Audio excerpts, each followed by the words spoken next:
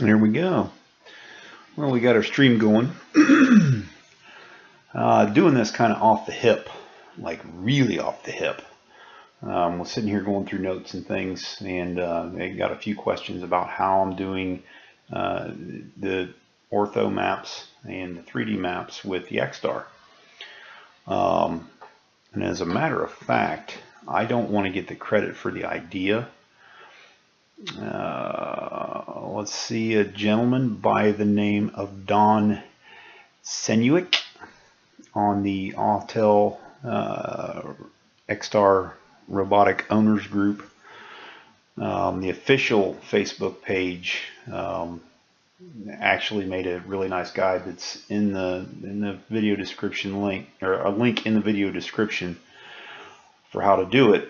And I took it and went with it and wanted to see what exactly I can do with it. So if you go and join that group, it's the official Autel Robotic Owners Group on Facebook. Go there. There's tons of great content. A lot of people, trying to broaden the horizons for Autel, and this is one of those great things. And I wanted to share that first and foremost. So let's go ahead and get right into how I did mine, following his guide to begin with.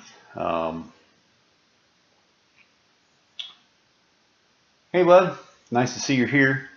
Just making a quick stream just to get my ideas out on this mapping. Let me go ahead and switch over to the other screen.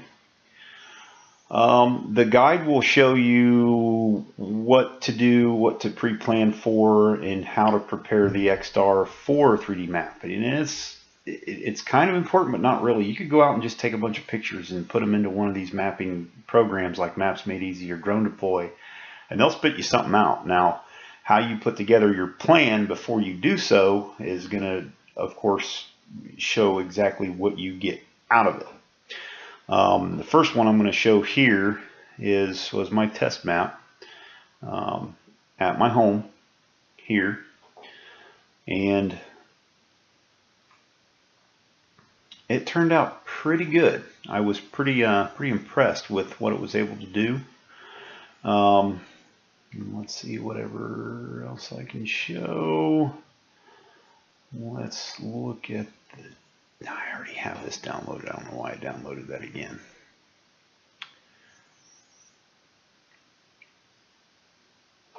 Nope, not the one I wanted. Not the one I wanted. JPEG. Let's see if I can do this one. I'm going to kind of ramble on and off here, so you might want to skip until you see. Here we go. This was what I had intended to do. Using the images from the X-Star to see the low spots in my property, basically, because you can see it right here. That's the lowest spot in my property, and this whole purple shaded area floods really bad after a rain, and you can see where it comes from and kind of where it wants to go. And I wanted to do a bigger one, and I eventually did do a bigger one, but yeah, you can see what you can actually get from your, not just pretty pictures from the X-Star. But how to get to there, we'll go back and we'll do that. First, going to Maps Made Easy, okay, mapsmadeeasy.com, of course. And you go to Tools, and then go to Point Estimator. Now, this starts me way off in the pawpaw patch, so we'll get it back out and get it back into my neck of the woods. That's not where I'm at. Where am I at? Where am I at? There I am. Right about there. Okay, so you can see what your area that you're going to do, that you want to do a survey or a map on. Your altitude, and again, I'll reference back to the document that Mr. Senuik, and I'm sorry if you ever see this, I'm sorry if I'm butchering your name, but I'll just say Don from here on out. Don has very specific, the altitude in meters, your width and your length of whatever field you're going to do, it doesn't really matter, other than the fact that you'll end up using more points, and that's what this is, a point estimator. So I am going to double click to define where I'm going to take off, I'm going to say right there in my driveway, in the lower left-hand corner of the survey area. So I want to do that map again. I just wanted to do this general area here. So I'm going to click down here. Now, as you can see, it brings up a great big huge map. Okay, and it gives you a little animation of the route that the drone should fly in, because of course you can't take any of this information and put it into the XStar and it fly it automatically. You have to do this manually, which is why it's a little bit tougher than the DJI stuff. And you can see how many points it's going to take, and this is all points-based system, and you can do maps up to a certain amount of points and then you have to pay for it. So this is pretty cool that you can do this with your XStar without having to go Pix4D, Drone Deploy, or those other expensive mapping things. But if you're going to use those mapping things, you probably already have a Phantom or an Inspire or something of that nature, or something bigger than that. So what I did was I looked at that area, and I'm going to take this area down to, let's see, what was it? Let's say 100 by 100 meters.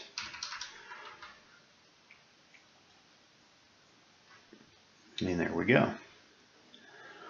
And this is almost exactly the same as that map that I showed you the image from.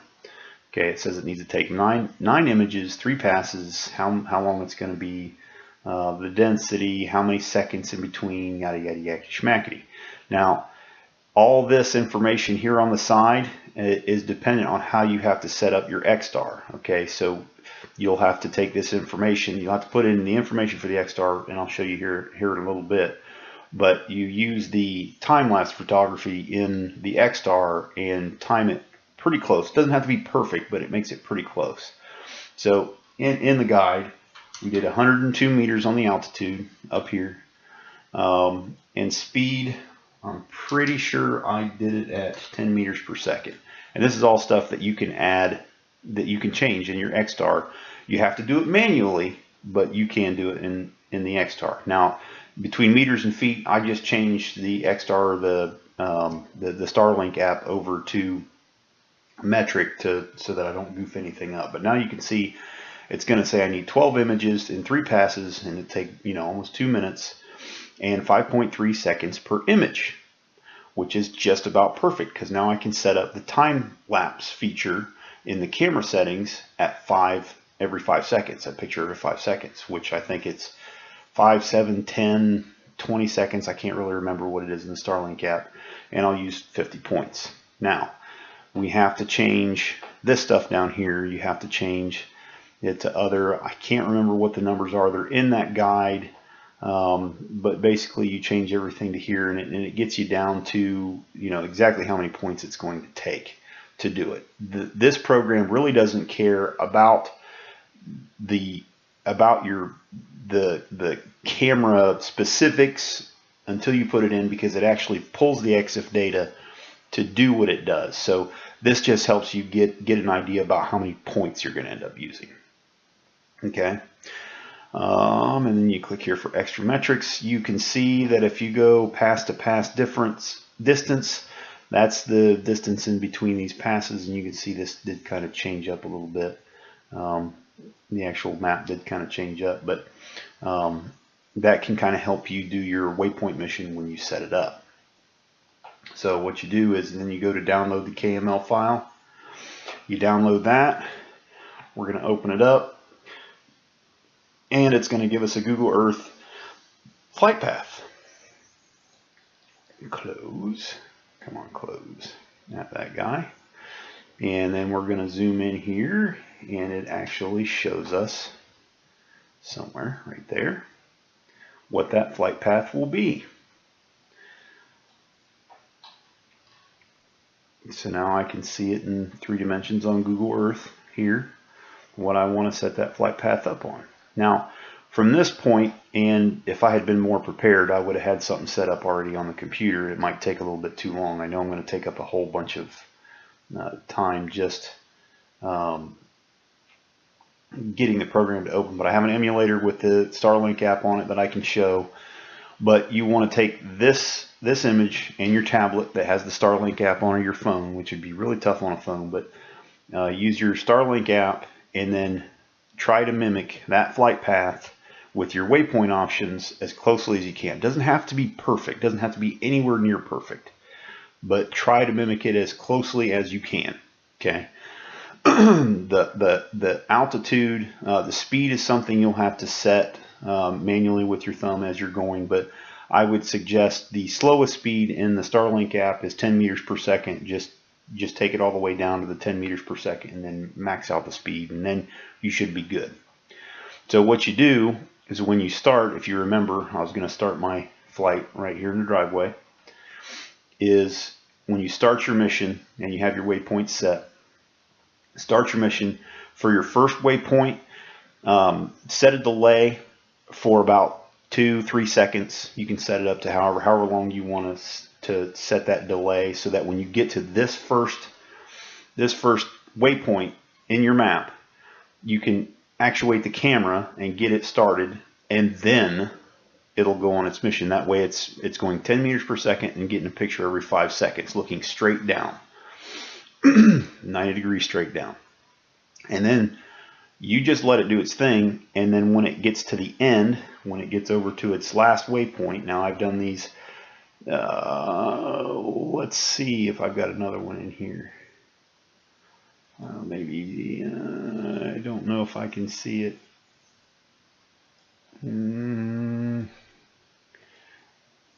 There we go. There is the original one. That's the original one. This is the one that I pulled that off of. But you set up your waypoints, you get it going. You set up your camera for time lapse, 5 seconds, 10 meters per second, and then when it's done, you just hit the camera button again. You shut it off, and you should have all your pictures. Now, if you remember, going back to Maps Made Easy, it says it was going to take however many images it says. You're going to have more. You're definitely going to have more images. But the more images there are, the better overlap. Okay. And the more overlap that you have, the better the quality of the map that you're going to end up getting at the very end. So after you've flown your mission, you're done, you bring it back, you come back in here to the dashboard, and you start this new map. You go to the georeference with camera GPS, you create the map, and you just follow the steps from there. Now I'm not going to go into any more than that, but what you end up getting is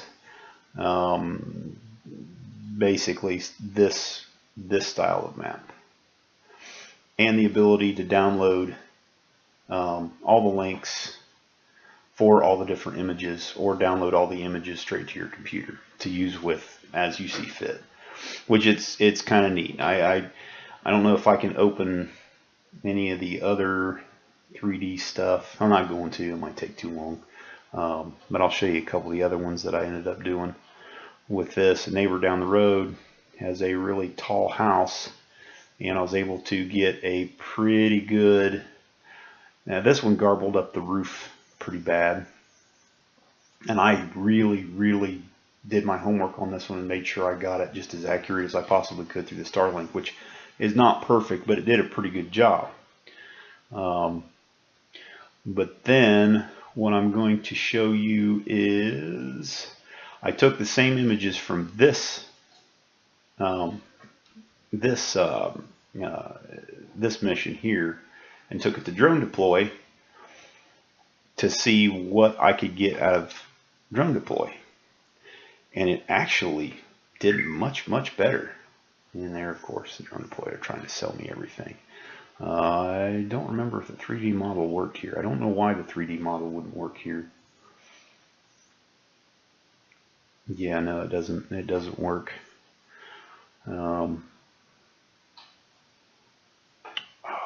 Where is the other one at? The point cloud, there it is. Let's do this one. And these were all the same images from Maps Made Easy that got me this. These are just points throughout, and it did I'm sure there are other drones that do a much better job, and if I had taken a little bit more time, I could have got this much better. But I mean, I'm pretty impressed with what I was able to do with the Autel, not having any third-party support whatsoever. So yeah, so if you guys want to give it a shot, try it out. find in the video description below. You'll see let me switch this back over. The links to the X-Star, the props, extra batteries, because everybody could use some extra batteries, to give it a shot. I mean, I'd like to, there's a lot more things I would like to do, but it would be so much better if we had some third-party support. It'd be so much better, seeing these guys with the Phantoms, with Pix4D and Litchi and Drone Deploy, and their, specialized apps to do this really easy with a couple touches of a button. I mean, pretty much that's it. But these programs will allow you not only Drone Deploy, but Maps Made Easy being one, will let you get this stuff. Now, as far as the Drone Deploy, I'll go back into, I didn't tell it any information other than just say, here's the pictures, boom. And it did this, it did the 2D and the 3D, all that, all on its own, which was great. I didn't have to tell it anything about camera. Now, Maps Made Easy, you don't really have to tell it anything about the camera either, but it helps you determine whether or not it's going to end up costing money. Now, of course, and let me go back to this real quick. Where's Maps Made Easy? There it is. Switch it back over. Now you can see that all jobs at the 250 points are free. And you can see on one of these, they give you a promo, 500 promo points, and I use 267. I'm left with 240 promotional points. I don't understand that, but anything over 250 points, and I went a bit over on this particular map, which I'm pretty sure it's this one called Water. I tried to do a much bigger area, and you can see here, so I could try to see where more water was coming from. It didn't work. It worked. It gave me the map, of course. You can see it here, but in the elevation, it didn't work at all because I changed my camera settings. When you're setting your camera up to do this and you want to try to get elevations and try to get it accurately, my first one I did with the log selection in the camera filters, and I don't think log in the camera filters has anything to do with the log files, and I don't really know anything about that, I'm just gonna be honest. But this one I did in Vivid, and the colors came through a little better for being the time of year it is, but you can't see any of that information that I was after with this particular map. So this one did take me about, I'll say, putting it all together, I probably spent 20-30 minutes putting this one together, putting the points into the Starlink app, and then going and flying the mission, which is right here at home. So it doesn't didn't cost me a thing other than the time and the idea of doing it. Hello from Brazil. Well, hey guys, I'm sorry if I'm not keeping up with the chat. I apologize, but I'm trying to get this information out so this doesn't end up being longer than what it absolutely has to be. I'm already almost at 20 minutes, so I'm going to try to wrap this up. But again, I'll go back to the document I have linked in the video description. That will get you to the document that will pretty much explain to it. It seems a little more complex than what it needs to be. Basically, if you go fly a grid pattern with your drone and take pictures, at a certain speed, for however long, and just upload them into one of these programs, it'll spit you out a map of whatever it might be. So that being the most basic thing, and I'm going to work on this some more. That way I can see if I can, do a lot more beneficial things other than just taking pictures with the X-Star, which takes great pictures and video, of course. But if we had third-party support, Autel, wink, wink, it would make this a more viable tool in the commercial space. That's my main point to this. So I'm going to go ahead and end it here. Again, I will say again, links in the description. Don't forget to subscribe, and thanks for coming to the stream, whoever ended up coming. So I'm going to cut it off here, and have a good one, guys.